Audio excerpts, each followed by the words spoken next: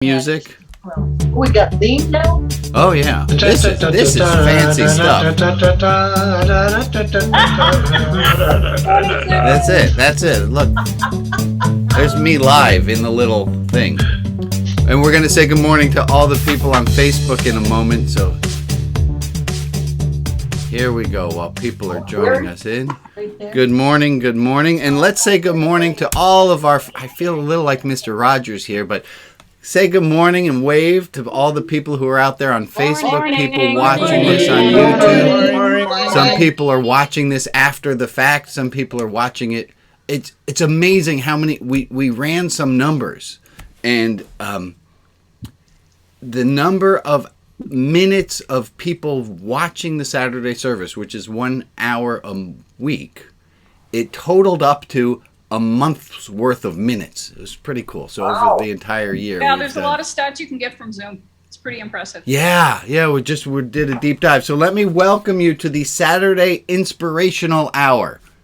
Isn't that a nice title? The Saturday Inspirational Hour. That was not mine. That was yours. Someone, Leanne just emailed me that. I'm your host, Rabbi Brian. I want to welcome you.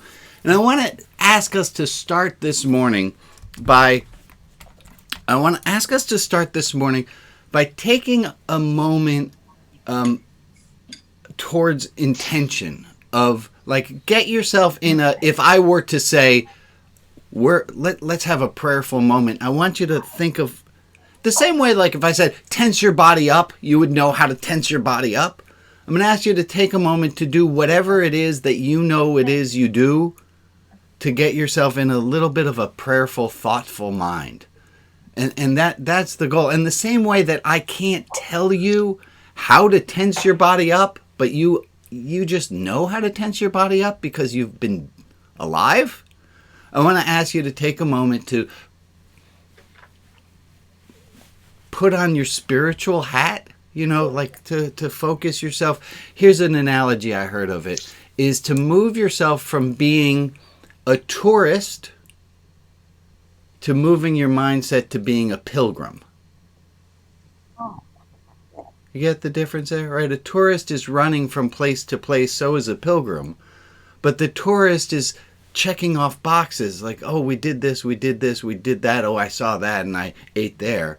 Whereas a pilgrim, whatever it is they find on the way, that's what they were supposed to find, and it's about the journey. So I invite us all to focus ourselves on our spiritual muscle. An announcement first. Our friend Candace, do we see Candace here on screen? She was afraid she wouldn't be able to make it. She got hit by the COVID. She's home. She's breathing all right. But just keep Candace in your thoughts, if you would, please. Also, I want to start, I have this new tradition, and I want to start us off each week, and this is new. I've never done this before, but I thought, hey, if I have the power and the privilege to be hosting a meeting, I want to start every meeting that I'm hosting, that I'm the guy who has the ability to say so. I want to start each meeting by acknowledging the people in the United States, and I apologize, my international friends, I'm focusing this here. I want to start each meeting with listing off the people who were killed at the hands of law enforcement in the last week. Just to give them extra due, and so that we can see. So in this week, on the 20th of April, Micaiah Bryant, age 16, African-American, was killed by law enforcement in Columbus, Ohio. And the next day, on 4/21, Andrew Brown, age 40, African-American, was killed by law enforcement in Elizabeth City, North Carolina. And I hope next week not to be reading any names, but I'm pretty sure I will be. And I think it's a way of drawing some attention to what we all know is a really big problem. And again, as I have the privilege, and I would ask you, if you're running a meeting this week, to think about maybe using your privilege to lift up some people whose voices need to be heard. Those who are, I don't have to say anymore. You understand what I'm saying. Okay, quick first announcement. Technical difficulty we had last week. Remember I had you put into the chat if you won a prize last week because of the and the prizes were these cards? Well, when I left the meeting and I gave the hosting to Alex, it doesn't automatically save the chat. Oh. So I'm going to ask you, Scout's Honor, if you won one of these cards last week, would you please put your name and address in the chat or shoot me an email and I will send you this. I apologize, but we lost record of who won the cards last week. So please to do that. Also, prizes this week go to... before we get to prizes. This is an open public service, and I love the fact that we have people who are of all different ages here. I ask us not to...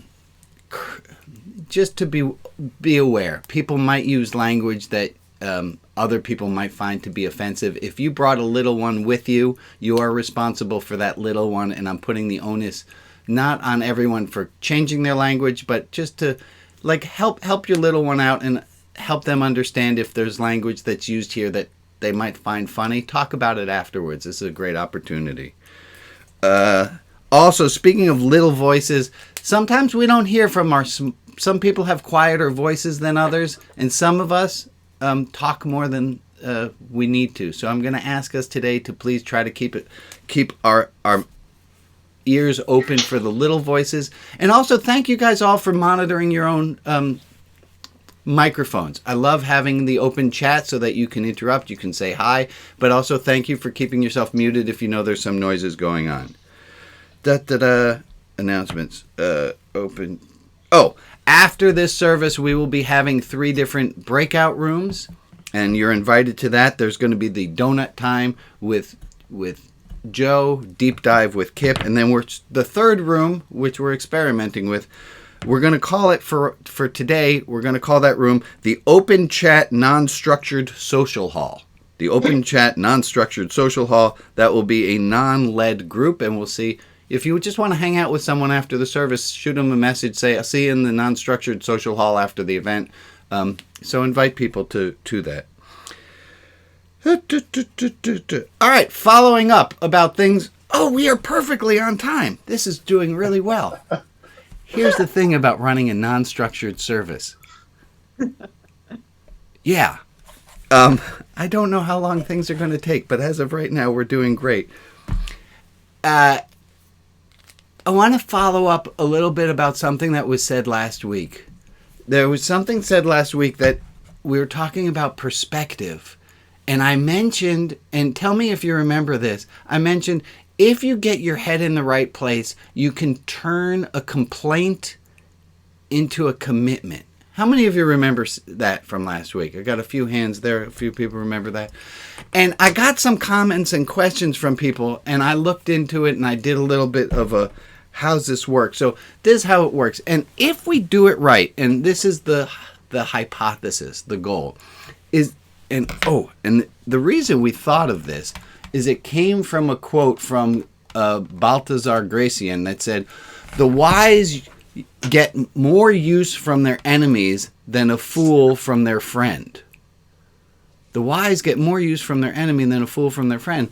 And I commented that I had once heard from a teacher named David Ellis. He said, you can turn a complaint into a commitment. And I had a hard time wording it last week. Here's how it goes. Can you think of a time that somebody complained about you? Not a complaint you had about other people. But can you think of a complaint? Show of hands. How many, you don't have to say it out loud. How many of you can think of a complaint someone made about you recently? That's fantastic. That's about half the people. Okay, great. Here was the fun thing. How many of you, it took a moment to think of what it was? And how many of you was it fast? How many was it took a moment to think about what it was? That's the really funny thing to me.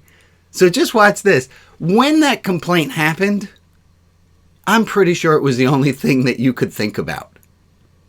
And when that person complained to you, I bet you were all about it because it was, and then now that it's not that time, it's like, oh wait, no, I know someone complained about me. What was it now?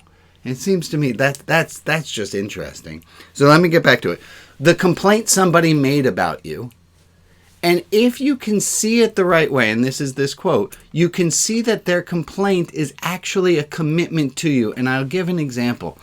I got an email, and this is going to be an easy example, but that's how we start. We start with easy examples. I got an email from, well, it looked like it was an email from a friend, but then I was pretty sure that it was spam because I got a really long link, and the email, and all it said in the subject line was, "Your website sucks," and then there's this long link, and then it has my friend's signature line on it.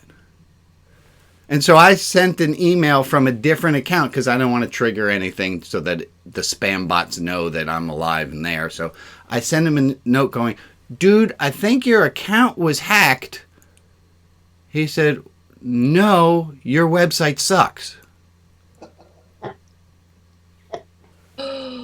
Oops. Okay, so but he wasn't wrong, right? His complaint about my website leading people in 40 different directions.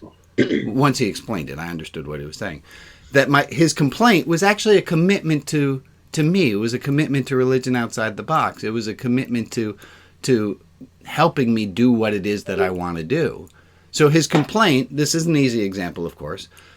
His complaint wound up being a commitment. So think about that thing someone complained to you about. About half of you had a thing that someone complained to you about. Can you think of how you can reframe that complaint that they're complaining about you? Again, going back to this quote from Balthazar Gracian, can you think about how that complaint is actually a commitment to you? Anyone got one of those? Just keep. You want to work one out? Do you have maybe there's someone who feels brave who wants to bring a complaint to light, and maybe we can all see if we can work it into a commitment. Anyone feeling brave that way? Or I can just keep talking. Ruth has her hand up. Thanks, Ruth. Oh, there you are. Hi, Ruth. You're on mute, my friend. Go ahead. I have a friend who lives in Seattle. She told me last week that she needs hearing aids. So I went into overdrive, which I always do, and I sent her slews of information.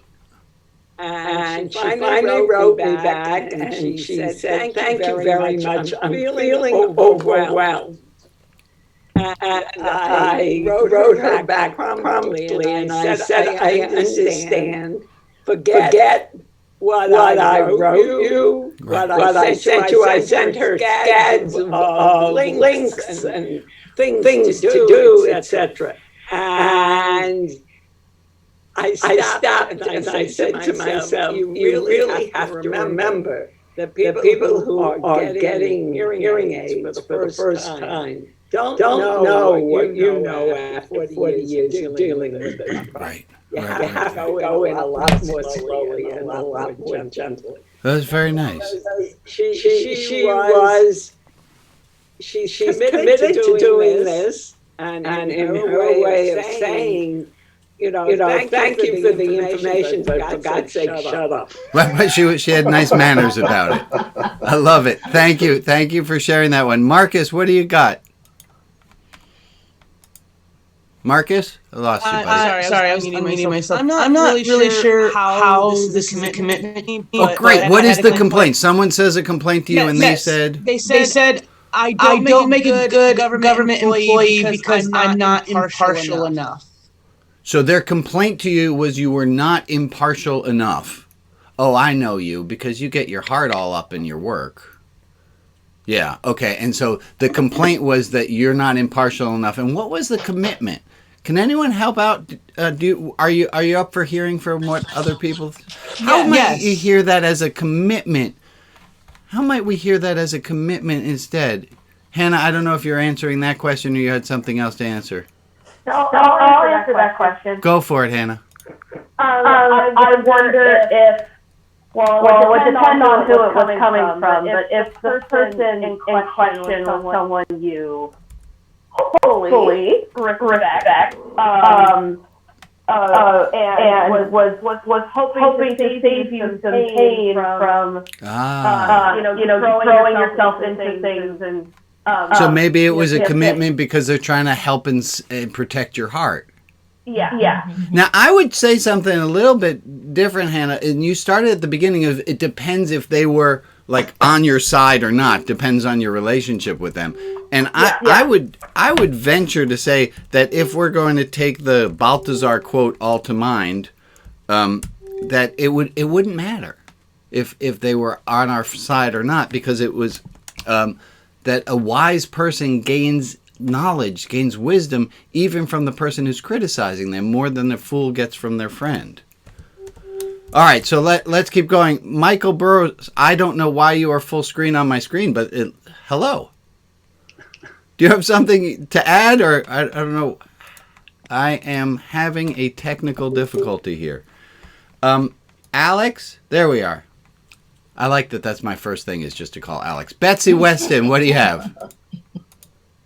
Okay, yesterday I and my daughter were getting my raised beds ready for putting a garden in, and there were plants left from last year that I was really working on trying to figure out how to save those last leaves from the kale that still and so on and I was taking the leaves off and making them into bundles, putting them on a free place out in front of my yard and everything. And my daughter said, and she did give me a quote that I said, this is such a good quote. I've got to take it to Rabbi Brian. Oh boy. She told me, it is not your job to see that every single thing on planet Earth is appreciated. Oh, okay. and so that shows her commitment to help me kind of get perspective on some of these things and that it's okay to just throw things in the compost. And I love it, Betsy, and I would say that also means that sometimes something that stings, somebody who complains about you, you're not always going to be able to take it as a commitment. You're not always going to be able to take it as a compliment. Sometimes the shitty things other people say are pretty hurtful. Gotcha. All right. Anything more we want to say about turning complaints into commit? Oh, I did have something I wanted. Wait, hold on. Now I lost my notes there. Please hold. We started with a complaint of you. We did that. Oh, so here's what I wrote. I said, they said it's hard because... Wait, why did I write that? Oh, because sometimes... Here is it. That sometimes it's the person who you think or truly ought to be. Sometimes it's the person who ought to be the one giving you love and giving you compliments who's giving you criticism. Right. And that can get really triggering because the person who's supposed to be giving you love, helping you make connection, if that's the person who's complaining about you, and I'm going to put it into some math here for a moment. There's a magic formula that goes like this. In parenting, in teaching, in relationships, you are supposed to have 4 to 1, and these are supposed to be neutral and positive moments, to 1 criticism or complaint. That's the ideal ratio. And they can judge marriages based on how well the couples do this. That there are 4 neutral to positive comments for every 1 criticism or complaint. And a neutral or positive comment, okay, Annie, ready? Now you're going to find out if you didn't already know that Mom and I were up to this. Is that sometimes we'll walk into the room and go, oh, look at that, Annie. You're doing your homework. Why did we do that? Well, first of all, so that she knows that she's seen. That's just a neutral comment. So that later when I say, honey, can you hold your fork the other way? That's a criticism. And I want to put as many things in the bank for neutral and positive so that when the criticism and complaints are necessary or the corrections are necessary, it's not the only thing the person's hearing. And unfortunately, a lot of us have had moments and have had instances with people where we hardly even get one neutral or positive for every 4 negative criticism or complaint from that person. And that can be really, really difficult. Especially if you can't leave that person. Related to them, live with them, work next to them. It can be very, very hard to deal with people who don't know the rule. They don't know they're supposed to be doing it in a 4-to-1. They're doing it less than 1-to-4. So, okay. I wrote that can be very triggering when the ratio of corrections and complaints to compliments is less than 4-to-1. Okay, good. Anything else we need to add about complaints becoming commitments before we move on? Because prizes are coming up. All right, prizes. Prize time. This week's prize, please hold. I will tell you about this week's prize as soon as I tell you about the 2 committees that are forming. We have 2 committees that are forming. We have the Kindness Follow-Up Committee. The Kindness Follow-Up Committee was a few weeks ago. We talked about kindness. And we did not finish talking about kindness. And there are some people who said, hey, I kind of want a kindness buddy, somebody who I can check in with. If you want to help organize the Religion Outside the Box Kindness Follow-Up Committee, please let me know. And we'll see what we can do. I really want to do much deeper. I want to go further on this idea of kindness, and that's going to lead into the prize for today. But the other committee that's starting is the Shekhinah Council. Now, that might not be a word that a lot of you know, Shekhinah. Do I have anybody here who can give me a good Hebrew what the Shekhinah is? Spell it. I wish I could, Emily. I have a hard enough time spelling English words. Presence of God, understood in a female form, but it's the word comes from Shekhan, to dwell, and the Shekhinah dwells with us wherever we are, so you don't have to be in the temple or in a synagogue. Anywhere you are, God is. Right. The Shekhinah is, if I would translate Shekhinah, it would be close to the Holy Spirit.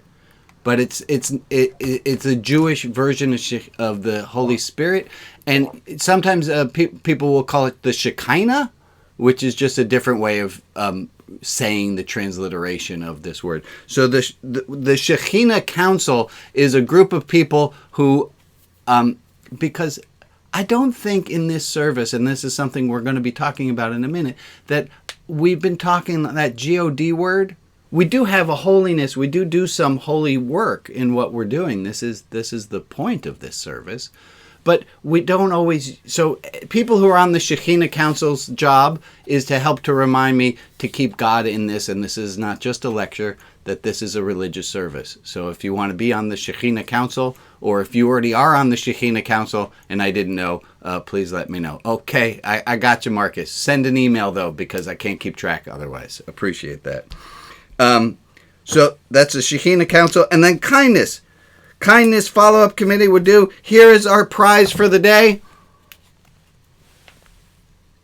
It's going to take a second to focus. It is a loving kindness. Oh, come on. There it is. Your very own loving kindness merit badge. If you, in this last week, have shown loving kindness and deserve a loving kindness merit badge, Jeff Horner, you already have one. That's fantastic. If you feel like you deserve a loving kindness merit badge, would you please put your name and address into the chat? You can do that privately to me, or you can do it to everyone, and you'll get a loving. Or if you haven't been loving and kind this week, but you really think you need to be, put your name in the chat and we'll send you a loving kindness merit badge, because we know that you're going to be filled with loving kindness coming up. Good? That's also our intergenerational prize today. Hold on. Our intergenerational prize today. where do I have my intergenerational people? I got parents and children here together. If you are in the intergenerational group, our prize for today, this is a really big one, guys. We're going to have a whole service about this later. There it is. It is a certificate of absolution. I got mine in the mail, Rabbi Brian. Say that again? I got mine in the mail. You did? So thank you. Oh, good, Hannah. So Yes. if you are in the intergenerational club and you did not yet get a certificate of absolution and you would like one, please put your name in so that we know to send you a certificate of absolution. The little fine print on the certificate of absolution, I can't just give away absolution. It has to be purchased. I can't charge people for it with money because that seems wrong. Kind of like those indulgences of past. So here's how this works, is that the way you buy the absolution is you buy it with the guilt that you still have after trying to make amends for whatever thing it was you did wrong. Is that not pretty brilliant? It took me about 12 years to figure that out. And keep the change. Oh, I love that phrase. And keep the change. Extra point to Rita for being extra witty this morning. Thank you, Rita. While I'm in slight announcements, so we got the hearts, we got that, committees we talked about. If anyone out there is the kind of person who enjoys or would feel it would be helpful and they'd sleep good at night, or they want to help religion outside the box, and you know how to write grants, I was told by someone that what I'm doing is the kind of thing that the people who give grants would love to do. So I'm looking for a grant writer who is willing to work for the price of free 99. So if you know anybody, please let me know. Going back to Aviva in the chat just posted, I got you for grant writing. Oh, thank you, Aviva. You and I can talk. She gets a badge this week for kindness. Okay. So here's the way that's going to work: is if you have a badge, you can send it to her, and I'll take care. I always feel weird about other people giving away my badges, but you know what? That's fine, Emily. I'm going to take that back, and we're going to send it to her. Here was a question. Here was a thought that came from last week. Oh, we're at 8:30. Dang it! I wanted to really talk about this God thing. So let's do some 7 minutes to talk about this God thing. But before we do so, we're going to do the raffle tickets. And the raffle tickets always go like this. Annie, do you have the sheet? Are you able to? So raffle tickets go to people who feel like they did something in the past week for which, they're kind of proud. And this week, the first raffle ticket is going to me. And I'm going to tell you why. First raffle, I'm taking a raffle ticket this week because after 20 years of trying to figure out how to do this religion outside the box, I look and I see that I've been able to figure out, and I wrote down notes here, how to run a 60-minute dogma and liturgy-free service that is God-neutral and enjoyed by many people. And I'm super proud of that. And taking a moment, so I'm giving myself a lottery, a raffle ticket for that. So thank you, Annie, for that. Also, I want to share, I figured out this is just interesting, and I put it in with my raffle ticket, I figured out how I'm measuring some success here. And it's a weird thing to do, is like, what do you measure? How do you know that you're doing well? What's the metric? What's the metric that you're judging it on? And I realized there are two things that I care to judge the service on. Not on the number of people who are showing up, which would be the easy, obvious thing to do. Not by how many of you stay after for donuts. That's all. We can measure all that. But what I'm measuring the service on is two things. One, how calm do I feel on Thursday about the service on Saturday. And the calmer I feel on Thursday about the service on Saturday, that's a metric that I want to make sure that I feel calm going in. And the other metric that I'm going with that I'm really enjoying is the number of intergenerational people who show up to a service. Because to me, that says that this is a thing worth doing. If parents and children are doing it together, that's pretty flippin' cool. So if you have something else that you would like to get a raffle ticket for, would you please in the chat either do it directly to Annie if you want to keep it on the down low, you don't need everyone to know why it is you deserve a raffle ticket today, or if you want, put it in the main chat and we can all see what it is that you deserve your little raffle ticket for. And the raffle is coming up in May. On our 1-year anniversary, we're going to be having a raffle, and we're going to have prizes. Because prizes. It's awesome. We're going to shoot over to announcements with Maria. Here come the announcement song. Maria, I hope you're ready. Saturday service announcements. Woohoo! All right, Maria, there you are. Thank you. We're going to pin you on the screen. All right. Well, my name is Maria, and I'm the announcer for the Saturday service on April 24th, 2021. I'm going with the easy date. All links in the announcement that I'm reading right now will be up in the chat. The ROTB Clubhouse. Soon, we will have another way to hang out and explore together. Rabbi Brian is working on a religion outside the box clubhouse. It's like a mini dedicated and not creepy at all private Facebook group for ROTB members only. You'll be able to post when you need a friend or accountability buddy, not my word, or if you want hired for someone. Within the clubhouse will be a message board where we will be able to post about that week's newsletter and continue conversations about themes from the service. And there will be private rooms for classes like Rabbi Brian's 6-week spiritual Jedi ropes course or the God Anon Lounge. On to Chats with Larry. Chats with Larry podcast is one of the best ways to introduce friends to Rabbi Brian. You can have them Google the words Chats with Larry, and then they can listen in on the long-form podcast on Spotify, iTunes, and Google Play. And you might like it too. Donations. A donation to Religion Outside the Box came in yesterday with a note. Thank you for you, and thank you for the Saturday Inspirational Hour. It's very helpful to me. So, this is a simple ask. Please donate. Donations keep ROTB goodness open and for the most part free and wonderful for thousands of people each week. If you haven't yet, please send in a contribution. Or be a good consumer and overshop the ROTB Etsy store.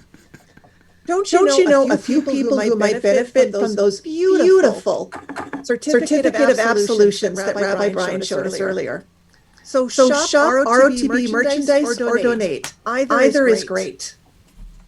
The Be There Then meeting at 2 p.m. Pacific time on weekdays on Zoom, Facebook, or YouTube. There's 20-minute meditation. So be there then. Right, James? I thought that was very clever on the Be Here Now. It is. Keep going, Maria. You're doing great. Okay. Right to James. Want to do something holy? Right to James in High Desert State Prison. Rabbi Brian and James have been writing for nearly 15 years. They met through their mutual Buddhist teacher, Nagy. It's easy to start with the words, this is awkward so far, writing to you. Appreciation time. Oh, yes, I said appreciation time. Appreciation time. I'm supposed to make up a theme song. Anyways, thank you to the following people for the following things. Kip, the deep dive master.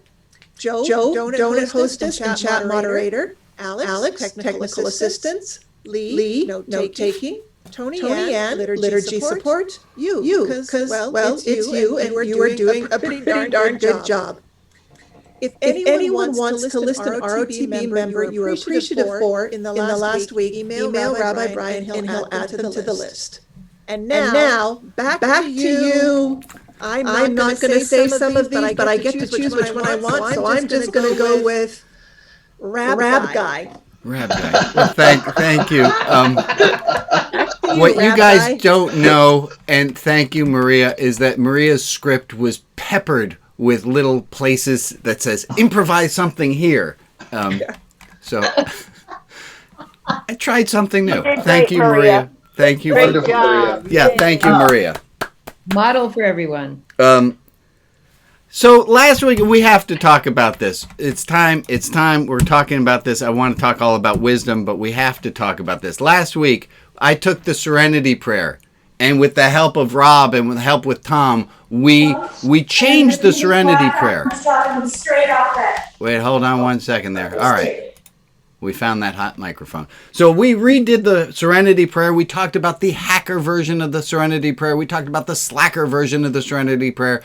What we didn't talk about was the fact that in this Serenity prayer, the rabbi removed the GeeeOooooDeee word. And that might have brought up some other issues of, hey, rabbi, first of all, you're a rabbi. And you're running a service, and the organization's called Religion something, something, something. What's with the lack of use of the GeeeOooooDeee word? Because that's like, what? And I want us to. I don't have a framework exactly how to have this discussion, but I want to talk about it, because for me, that using that word, I find it to be like putting a magnet in among metal shards. Like it moves things around, and I've been trying to keep this service GeeeOooooDeee word free, to keep it as neutral and open as possible. But that could be triggering and weird for some people. And so I wanted to just to start us talking about this, about the elephant in the room being the fact that the rabbi's not talking much about the GeeeOooooDeee word in the service. So, like, Rabbi, what gives? How's this work? And I know better than what I'm doing right now, which is you're supposed to start with a question everyone can answer and then build up to harder level questions. And right now, I just started us right in with, hey, Rabbi, what's up with that? Which is a pretty deep level of looking at it. But how we feel, was it awkward for people to cross God off of the Serenity prayer? Is it awkward at all for some people that I'm not using the GeeeOooooDeee word in this service? Because to me, it feels like something, yeah. So, I like Tom. Tom, you win. Tom has both thumbs up and thumbs down at the same time. How many of you feel like Tom, and give me this if you're feeling like I'm good with it and I'm bad with it at the same time is kind of a thing? Okay, it's a little bit odd. Michael, Michael, do you have some commentary? Because you and I have had a similar teacher. Yeah. And you had him in person. I only know of him through you and through writings. Writings, yeah. So talk to us a little bit. What does it mean the rabbi of the Saturday service ain't using the GeeeOooooDeee word? What's that? Give us some thoughts. Well, a couple thoughts. One is I definitely appreciate bringing this topic up, and an idea I have is maybe a weekly making sure there's some time just to talk about it. It is very complicated. It's really complicated. Very complicated, but it's also a glaring reality. Right. And for not talking about it is talking like I'm saying a lot by not talking about it. So that's why we're here. So giving some space, like time, like a good announcement or something. I don't know. It should have a space, I think. And just one last point, because you brought up a common rabbi philosopher that has influenced both of us, at least I know. Yeah. And that is we're certainly I'm a reformed rabbi. Ryan, we went to the same yeshiva, the same rabbinical school. And there really only was one. Well, there were two main theologians. The one that's most attracted to me, and I always sensed that it was important to Brian. And this is why I keep showing up. Is that we are a unique form of religion here, and we have a right to own that. And this is a religion. It's liberal in the sense of being free.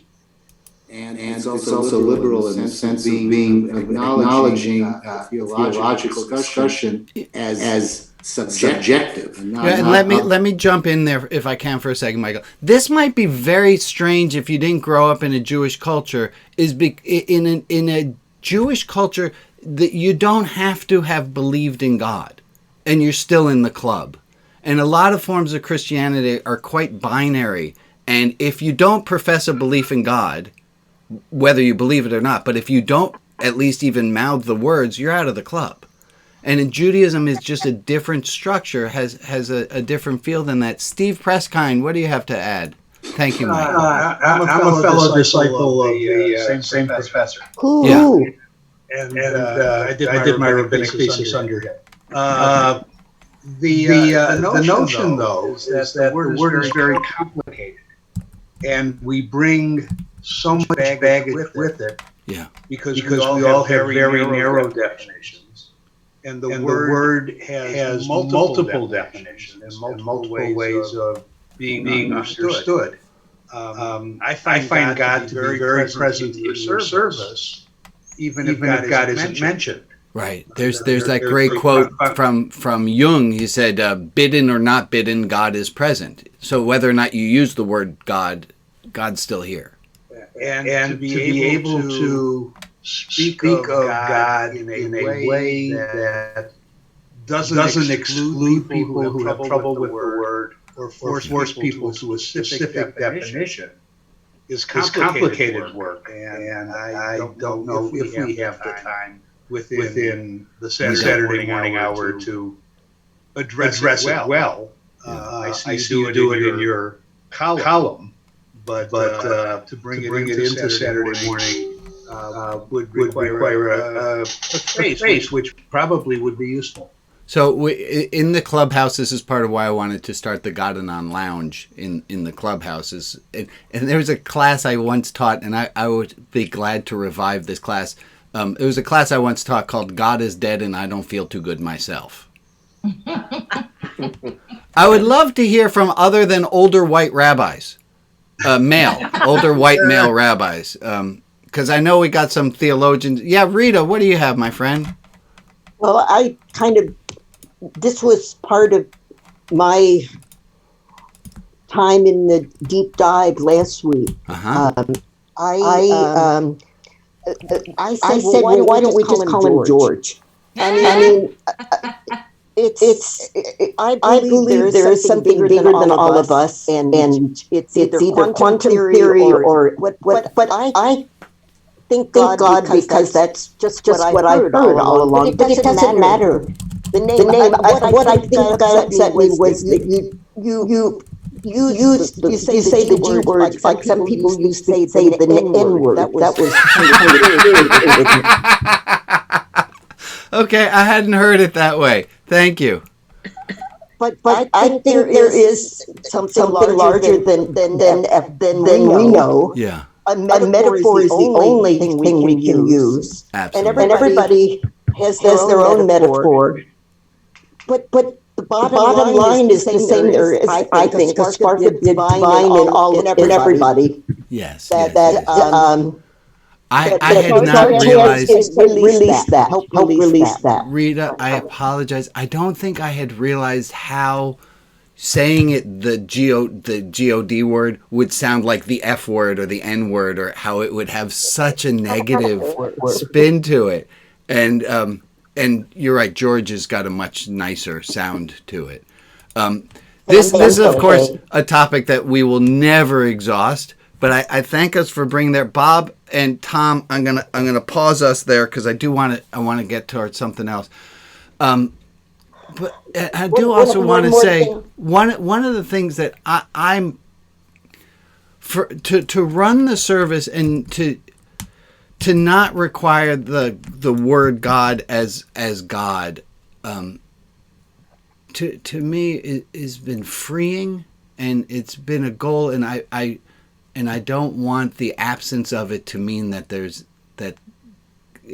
isn't all about God, but I also want to be very, very sensitive, because there's so many people for whom the word God is really triggering, and I don't want any of those people, and I know this because I have been one of those people where the rabbinical school, if you use the word God to mean an external active force in the world, I would go philosophical and go all wiggy on you, and I'd be like, how can you say that?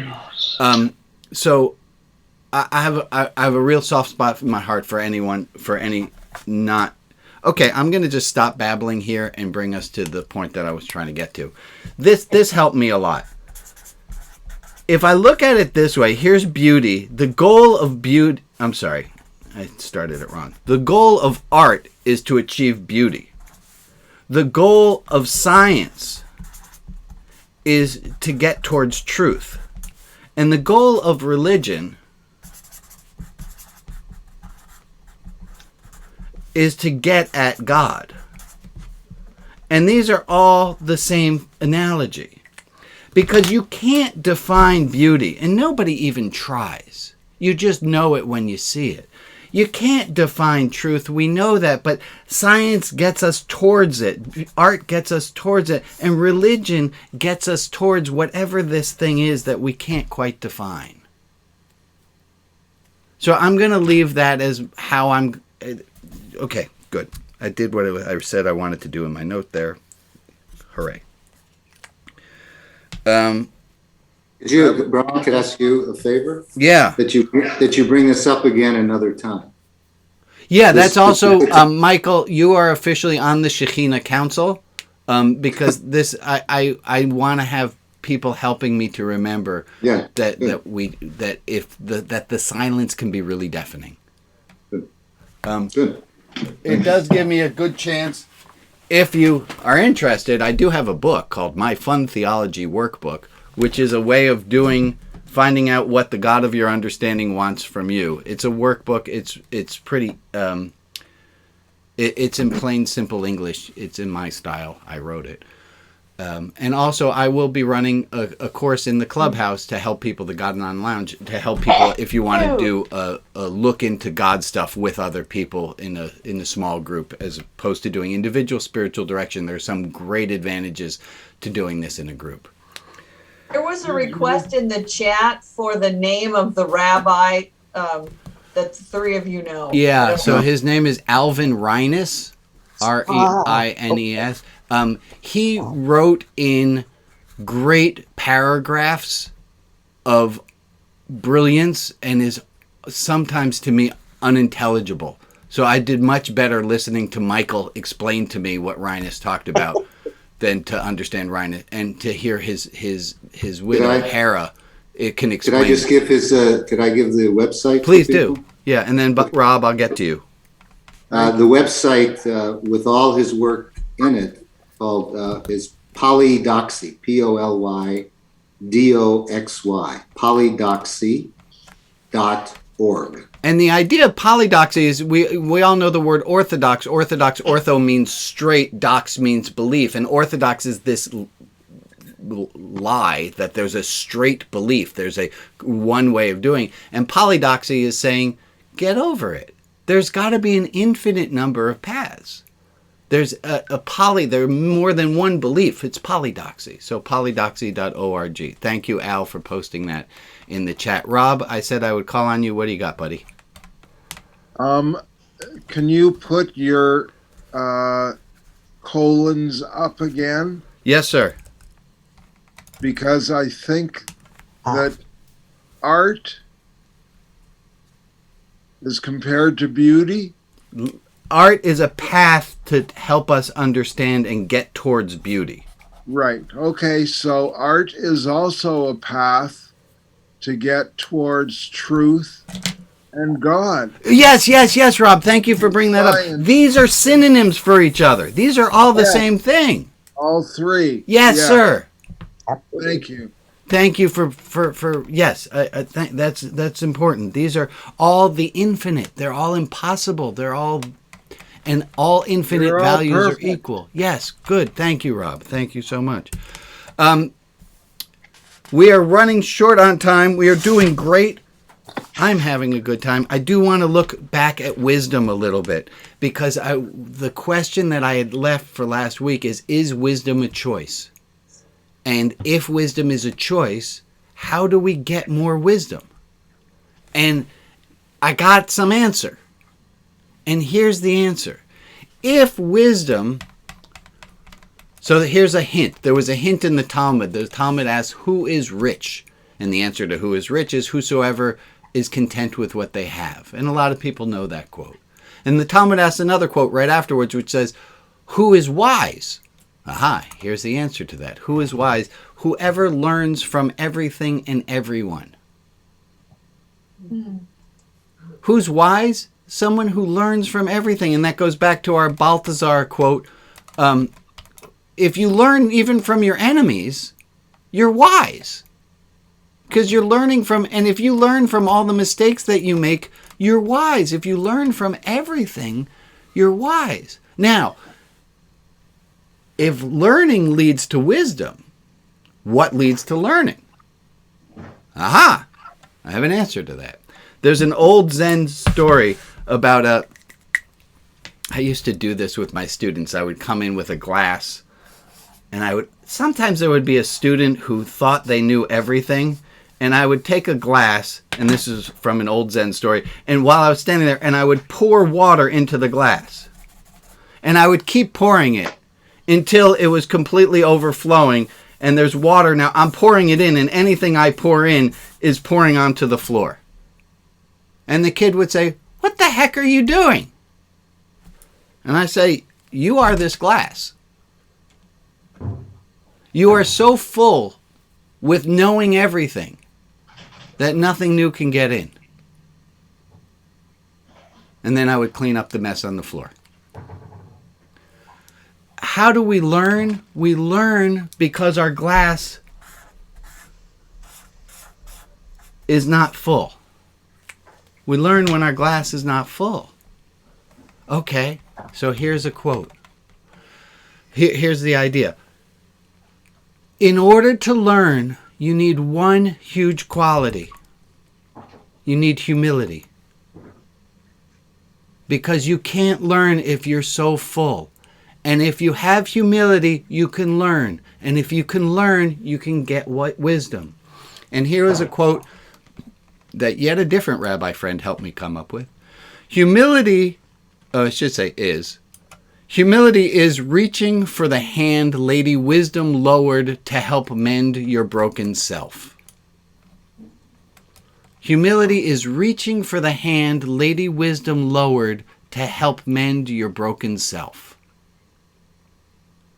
It takes humility to reach your hand out, to take the hand offered to help you, to say, I am broken and I need more. So the source of wisdom, I think, is humility. We have time. I'm going to rush this, but it's going to happen and we're going to do it and it's going to be awesome. Some of you have done this with me before. We make this beautiful picture.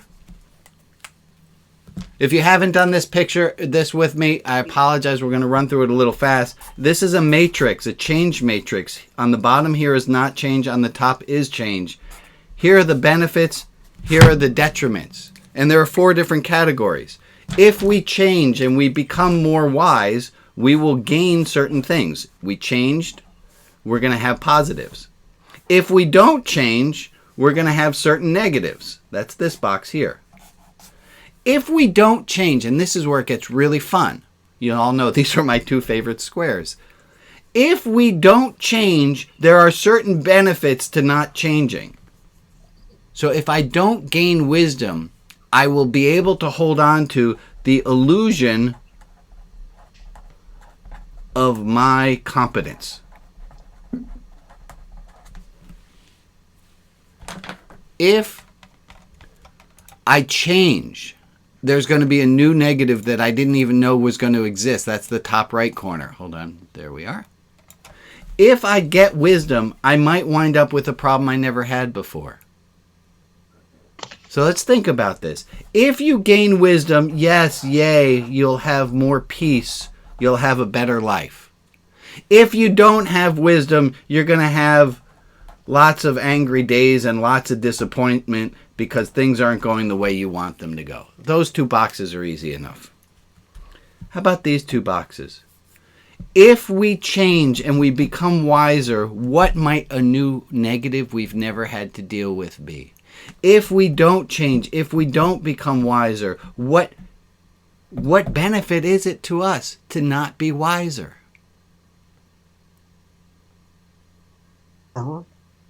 If we all would do it if it was just these 2 boxes, but it's not just these 2 boxes. We also have to deal with, we have to give up something if we gain wisdom. What is it we have to give up if we gain wisdom?